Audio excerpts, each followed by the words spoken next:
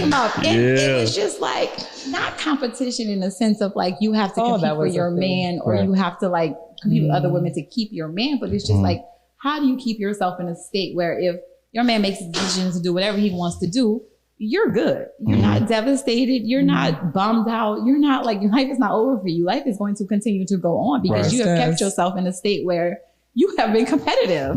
You're the best of the best. You're a thoroughbred. And so many women. I like it. Hold on. I like top-notch bitch. Top-notch bitch. But so many women missed the message of that. And, you know, that goes back to what we said earlier. Just people just get in their feelings and they let their emotions lead without just really listening to. I'm not competing for my man. If she wants him, she can have him. Okay. Good luck with that. I do want to say something really quick because you mentioned that there's piss in the dating pool. Yeah.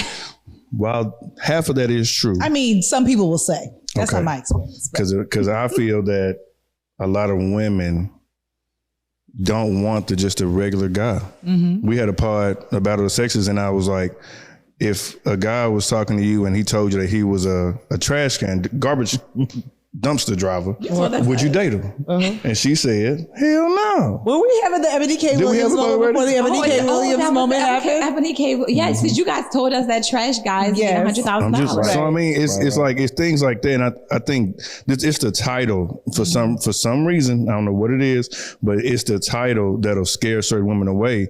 Now understanding that man is still able to provide and everything that you're looking for, that man is able to do.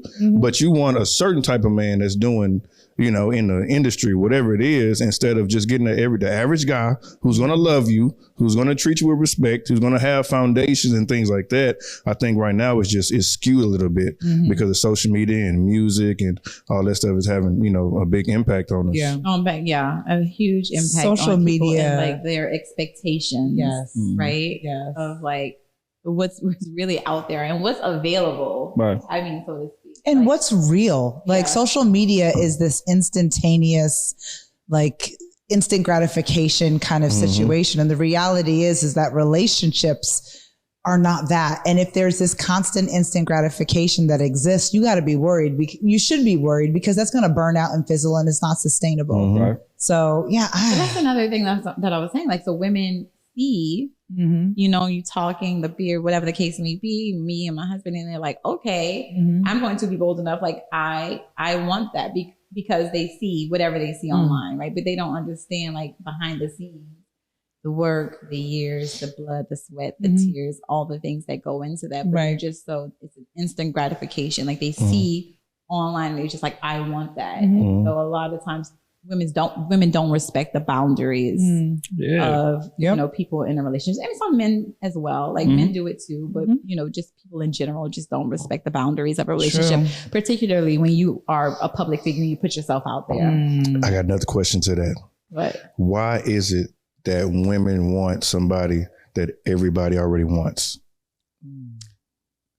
Let's tap into it. Why is it that women want a man that everybody wants? Like, you know, that man is well known. You know, that man has X amount, whatever it is. You know, he's a CEO, he's a president, he's anything, but he has a high position. A lot of women are after him, and he's married or in a serious relationship. Why do women still chase after that man anyways? Like, what is it about that? Chase. I see what you did there. Compete. Everybody wants to be the baddest motherfucking bitch. At the end of the day, they're going to try you. You can listen to any rap song. I took this woman, man. I did this. I did that. It's city girl culture. Yeah, it's about ego and just competition at the end of the day. I mean, I don't subscribe to it, obviously, but I mean, a lot of women just do because they see what somebody else has and they say, okay, I want that at a very surface level. They don't see what's under the surface. Again, the blood, the sweat, the tears, the things that it takes to sustain a relationship, to build a life. They only see the results and results of what people put on social media, which is probably 20% of really what happens day to day. And they just want that.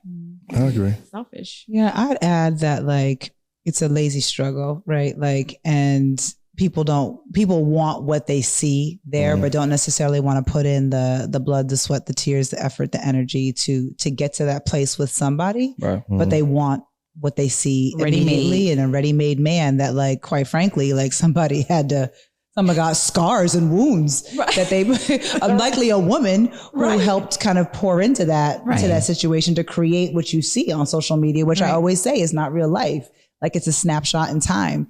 And what I will also add is that a covetous soul and a covetous spirit will never get you far in life. So if you want what somebody already has, just be ready for the consequence of that. Like, karma is a big. She wretched. She out here. She a wretched. I just feel a lot of times those type of women wouldn't even be ready, like, really to deal with the value that man has and his standards.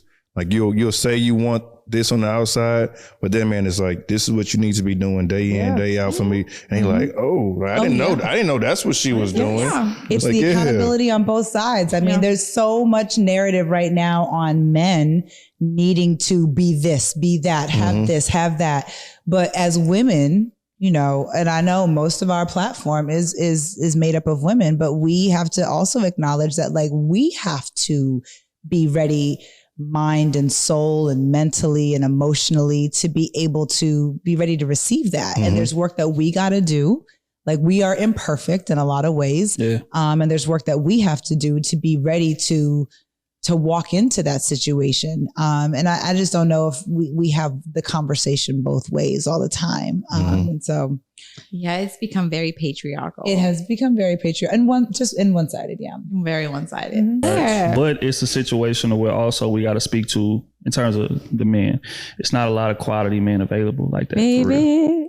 You know what I'm saying? In terms of a dude who's emotionally mature, who's about his business, who's taking care of things, who's going to cover you, who checks all these boxes. It's not a lot of them running around. So if she see one like that, the fascination is just automatically there. Like, she may be dealing with a couple dudes, but they missing the bulk of that. And it's like, I mean, I could entertain them, but again, your 50% is more than his 100% because of what he represents. Right. So it's about feeling as well. And dudes got to step up.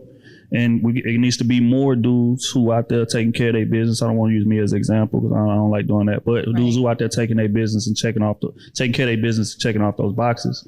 And we wouldn't have so much of that, and vice versa. Yeah. So are you upfront about that though? Like, if you're in a relationship, should you be upfront about that? The fact that, like, there are so many, because we talk about safety and security, right? Again, communication, transparency. Right. So in instances like that, do you tell your significant other what's going on? When you get those types of messages? And then how does he or she handle that? Because I would say difficult. Yeah. Two things. One, if she's with you, she knows the type of messages that you're getting. Right. And two, protecting her, going back to what I said, sometimes you got to protect her from her. So what good is that knowledge going to do her if I don't plan on engaging or I don't plan on acting on it regardless? You see what I'm saying? Like, it's a bunch of women that's in my DMs every single day. Okay, so that's the case. Going by what you said. I mean, I got to come to you every day. Yeah, baby, Tasha was hitting me up. You see her come back 15 minutes later. Hey, yeah, Brittany said she ready to do something. Come back 15 minutes later. Ashley said, you know what I'm saying? So it's like at some point it just gets to be like, what's up, Keith? You know what I mean? So again, like at some point it just gets to be a little, you know what I mean? Okay, this is TMI. This is too much. This is too much. You know what I'm saying? Because if you tell your woman that y'all know women, y'all are them. Y'all mind is gonna move 100 miles. Who is her? What's she doing? Who she know? All your how research. All of that. At some point, the math is gonna work out till you succumb into one of them things. If you over disclose, I suppose. But it takes a strong man. Yeah, but again, also, like I said, you know what you signing up for when you got with me. Yeah. But what she signed up for, and not to get into your business, but what she signed up for and what is happening now might be two very different things. Yeah. So it's the evolution and the growth and what you were doing behind the scenes to make her feel comfortable and safe emotionally and mentally, so that all of this and what is to come doesn't trip her out. But you're right. But from a proportional perspective, it's the same thing, right? So hypothetically, I mean, let's just use me for example. When I was younger, when I was in high school, I was team captain of the football team. I was top 10 in the school academically. I was, you know what I'm saying, like a very popular guy, I would say. So when she got with me, sure, it was a bunch of women that wanted me at the school then. Right, but that's a school of, let's say, 500 kids compared to what it is now. 500,000 TikTok followers, y'all. But proportionally, it's the same thing. It's the same thing, and that's why I think it takes, again, back to my stories, like it takes a strong woman and like a confident woman to be able to be in situations with men who are desirable to other women, because, like, again, women are ruthless. They don't care about me. They don't care about your wife. They don't care about your girlfriend. You know, they're going to do what they feel needs to be done. And there has to be an accountability on, obviously, the men's side. And, you know, we have to be able to trust that our men are strong enough to be able to feel that. But there also has to be a level of confidence, right? And security within ourselves to say, and not to cut you off. There has to be a level of honesty within yourself. Going back to what he said. If you know, if you know what? If you know that you can't handle what it is that you're asking for. And we all know this in terms of, could I really deal with my man getting that type of attention? How would that make me feel? You know how confident you are in yourself, but people lie to themselves and say, you know what, I can handle that. I'm cool. I'm good. And then you get with that person and then all that attention starts just pouring in. And now that real you come out that you always knew was there. So you got to be honest with yourself. Well, that's true. But OT said everybody wants the person that everybody wants. So if you know that you're getting with a person who is attractive, who's successful, whatever the case may be, there has to be a certain level of understanding that comes with the situation. But yes, I don't think attention is the problem. I think how a person responds to the attention, men or women, like. You can get the attention, but are you engaging? Are you excited?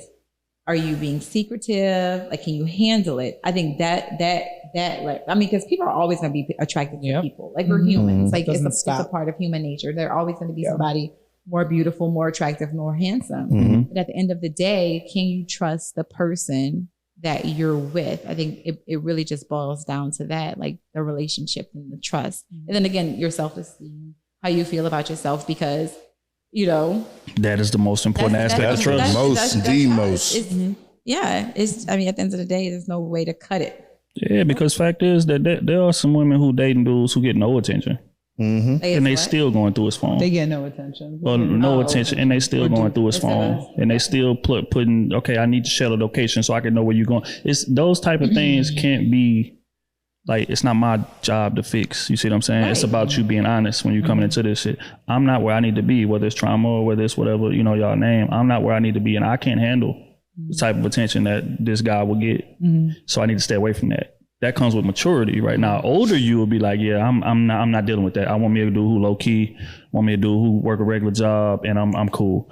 But younger you, tend to lie to yourself in terms of things you can handle things. It depends on, like, if a man who is popping and hot, if he wants you, going back to, if he wants you, he's going to show you that he wants you. Like, if he wants you and he wants to be engaged in the relationship. Not to say that people don't make mistakes, because they do. Of course. But essentially, if a man wants you out of 1,000 other women, he's going to show you that, right? He's going to want you. And so, but look though, not to cut you off. But this is the second time. You're right, but this is the second time. Right? This is the second time. Listen, my bladder is not set up for this. Y'all keep going.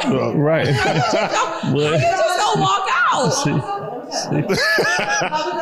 BRB, keep going. Okay, but look, what my point is, and look, see, didn't I tell you I was gonna get out of? I care we gonna take this interview over. I'm good. Like, I am so good right now. I'm just having a conversation. You by yourself now. Didn't I tell you we was gonna take this interview over? I told you. After he answered this, I'm not gonna say nothing else. Right, 2 hours in, and you're gonna say nothing else. I'm not gonna say nothing else. But what I'm saying is that I'm not saying anything you're saying is wrong. What I'm saying is that there's certain people who you can show all that dedication and consistency and about youism to, and they still be insecure. And as a matter of fact, I would say that it's most people that are still be insecure regardless of what you're showing, because it's not a you problem. It's a them problem. But didn't I say that though? I said you did, and then you contradicted yourself immediately after. I said you have to have a strong sense of like yourself, security. But look though, you kind of swim move past that. You did say it, but you kind of swim move past that when that's the most important aspect of the trust. I think it goes both ways. How? Because yes, you do have to have a certain level of confidence and like security within yourself, but you also have to be with somebody who's trustworthy. I mean, no, you don't think they both carry the same amount of weight? I think that trust within yourself, if you confident in yourself, you trust yourself, you self-aware, you wouldn't be with somebody who don't move like that. Right. So that's why I feel like that's the most important aspect. You see what I'm saying? Okay. I'm gonna give you that because you know what? This is not battle of the sexes. We got him. I'm gonna give you that. This is not battle of the sexes. You're not. I already told you. We got him. No, you did. This is not battle of the sexes. I know. We good. Okay. Girl, I gotta get her at least one time. No, you did not. This is not a get. This is not a get. So I had a question.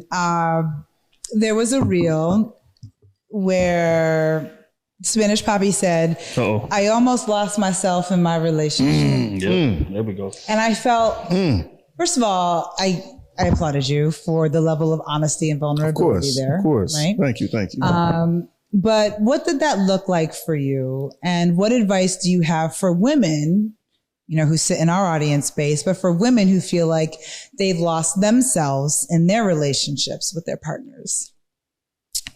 Man, it just goes back to, you really kind of have to start over and go back to your fundamentals. I like using sports analogies a lot. I love you, but it's almost like sometimes like you'll be shooting around in the gym, just messing around, whatever, just shooting shots up, and you missing. But sometimes you gotta make a few layups because you gotta see the ball go in the hoop. You know what I'm saying? So you got to make a few. Then it's like, okay, let me start working on some free throws. And so you'll take the time instead of just doing drills. You know what I'm saying? Sometimes you got to see the ball go through the hoop for you to get that confidence again to get back out there. But I was saying that I was losing myself because, like I said earlier, it was knowing how I grew up. It was make sure you treat your woman with respect. You should be, taking her out on dates. You should buy her flowers, do random things, keep her happy, stuff like that. But I was never taught what a woman should be doing for me in a relationship. So I'm constantly working my butt off, all while trying to have a social life. I'm trying to have family life. I'm trying to do all these things. And, it get to a point where it's like, when you sit back and especially when they started asking for more things, you start sitting back and it's like, what's the last thing they done for me? When the last time they took me out? When the last time have I been shown appreciation? Because every time it's an argument, it's about what I'm not doing. But if I say something about you not doing, then there's a reason or an excuse behind it. Talk that talk. It's like, it's such a universal man thing. Yeah, that's just real because we don't. That's a chapstick. I'm chapstick. we don't really. Men don't really express themselves, and then that was also points where I felt like if I did express myself, that was feminine. But I'm like, I'm frustrated. So how do I, come to you saying these things without feeling like weak or lesser than? So from that relationship, I just had to learn like, F it. I'm just going, this is how I feel. And if you're going to either deal with it or you're not, we're going to fix the situation or we're not. And if you are not able to handle my issues, like I'm able to handle yours, we cannot work. Right. Plain and simple. You said a whole mouthful. I feel like a lot of men feel that way. Like a lot of men feel that way. Like, if I have to take on like your burdens, my burdens, the world burdens. But like when I come to you to try to express my needs, then I feel like I'm being a bitch. The few times, the few times I'm coming to you, right? And not feeling seen or heard. That's I can see how that would be frustrating. But going back to what you said, but just for women, like I said, just go back to the drawing board. Go back to kind of what go back to your comfort zone, whether that's going workout, whether that's going to church, whether that's reading, like whatever. Like get back into your routine. Like add your routine first. Strengthen yourself up and then allow someone else to come in. But you got to be good first before you can, entertain or invite somebody else in. So true. And I feel, well, maybe I should let you answer the question if you have bro covered it. Okay. Well, you got your chapstick on. I mean, if I must. Come on, LL. I think that you ready to add empathy to the conversation. Yeah, I mean, because again, man, like women are very good at kind of shifting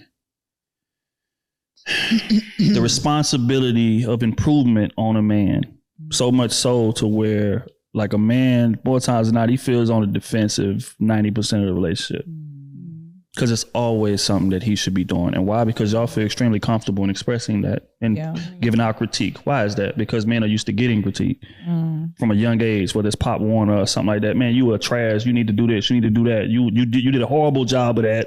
Fix it. Is that. So as a man, we used to getting that critique from children all the way up to adults. But women, not so much. Y'all get told, oh, that's my little princess. Oh, no, it's okay.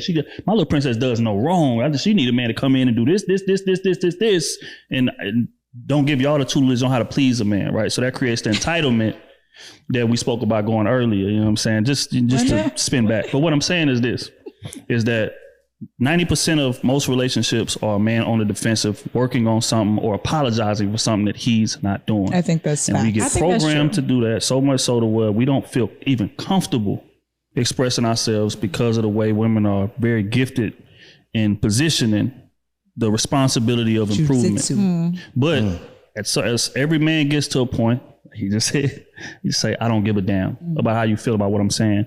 This is what needs to be fixed. Get it done. And regardless of what comes behind that, I'm cool with it. But you need to fix these things. And I think at that point is when he actually becomes a man and a relationship improves. But unfortunately, most relationships don't see that they'll make it to that point. I just think this perspective is so good because it's so real and it's so honest. And I know that because I've seen it play out in my own relational dynamic. And so it is true. And I just think that like to have this knowledge and this perspective is just invaluable because when you're in the situation, you feel like this person is just like, you know, they say men are from Mars or men are from Venus. Like this person is crazy. You don't know what he's talking about. He's not meeting me where I'm at, but it's and most men don't have the verbiage to be able to explain it the way that you all have explained it. In and such I think a powerful way. That's the hardest part. And like, just, it's a powerful way, but it's in a very relatable way as well. Yes. And they wonder why they spending so much time with their boys. That's because you ain't provide peace at home. I'm going to kick it with the fellas. Not because they're homosexuals, because that's also the narrative that's out there right now. That like, my partner says he don't even really like you. He love his boys. He don't love you. But it's not because of that. But it's because they feel seen. They can relate. I can go vent to my boys. They can give me back some game. I'm going to get some type of understanding. And then I come back and now I'm kind of rejuvenated because I done got some counsel versus when my counsel should be in the house. That's what my issue is. We should be fixing the house, not me coming to my boys about it. See, also spending time with the boys is a judgment-free zone in comparison to being at the house. Women take everything personally. Everything personally. Judgment-free zone, but it's also an accountability-free zone. Yes. That's not true. That's not true. You don't think so? I don't think so. Make us smart. I don't think so. There you go. That's not true. Make us. Don't you say that. That's why we different. That's why we different. I agree. Y'all have echo chambers. We don't have echo chambers. Go ahead, though. We don't have echo chambers. Speak on it. What he's saying is this, right? In comparison to when men violate, contrary to popular belief, right? Because y'all be feeling like our boys are encouraging us to just go out and just do crazy shit. That is not the case. More times than not, our boys are encouraging us, man, take your ass back home to that woman, bro. I understand y'all got into an argument, I understand you, but man, I don't hear that shit. Because don't get me wrong, when we get into an argument with y'all, we go back to that group chat or we link up with the boy, man, I'm done, man. It's over with, man. I'm tired of messing with her. She don't listen. She don't want to fix nothing. I'm done with this. You see what I'm saying? But if he got real friends around him, which most dudes do, because the way for us to become friendship, the route for us to become friends is more based in solid foundation than y'all. But that's neither here nor there. That's another conversation for another day. We're not talking about that. We're not talking about that. Pause. But what I'm saying is this, right? Our bond is through fire. It's through, like, we earn that friendship. It ain't well, bro, I think you handsome. Let's hang together. Right. It ain't that. You see what I'm saying? We earn that, right? Yeah. So when we come to them with that huffing and puffing and, man, I'm gone, I'm tired of her, I ain't doing this no more. Your boy gonna look at you. He gonna shake his head. He gonna say, take your ass back home to your girl. And That's what actually happens, contrary to popular belief. That is popular belief that the latter happens. We believe that your friends are like, fuck that bitch, let's go out, let's go flirt with these women, let's go whatever. Now y'all, on the contrary, that's not true. That's why.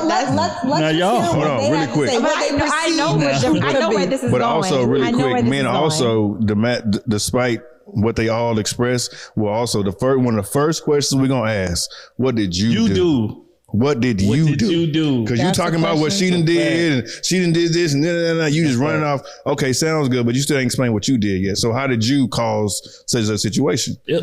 That's how we're gonna hold each other accountable. Okay. So like I was saying, back on the contrary. Back to what you were saying. What is your belief about what we do as women? Tell us what happens in our situation. Yeah. So we've seen the chat, so that's how we know. Right. That's another conversation of the day, but that's a fact. Sister code kind of pushes y'all, and it goes back to what he referenced earlier in terms of, man, it's hard to tell the good women from the hoes because y'all be kind of stamping what it is that they doing. Y'all be blindly defending each other, right, wrong, or indifferent. And that's the problem, right? And that kind of contributes to a lot of times the issues that maybe y'all friends have with y'all man, because y'all going back to them and y'all telling them one side of the situation. Y'all telling them what he did and how he made me mad and how he was this. So now your friend blindly supporting you. Girl, you deserve better than that. I can't believe he did that to you. And then y'all come around us and you got that energy because of what she told you. You know what I'm saying? Because of the sister code, right? So again, it's